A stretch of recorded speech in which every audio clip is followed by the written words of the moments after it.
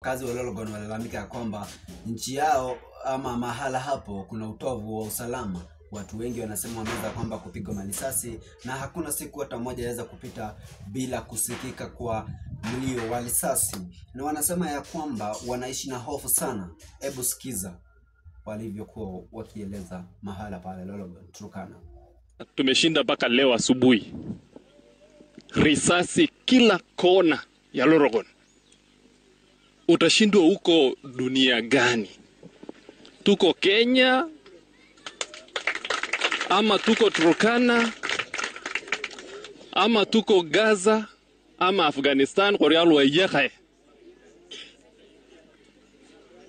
Hakuna kona ya Lolgon jana usiku sijasikia mlio wa risasi. Msi akapeleka mbuzi hapa Catholic muda wa saa 2. Kidogo tukasikia bunduki kilia. Mbuzi kaenda wakachukua mwili ya msee. Sijui ni nini wanapenda kuchukua mwili. Mbona wasichukue mali kama ni mali ndio wanatafuta? Na sisi na Wapokoti kila wakati. Sijui tutafanyaje.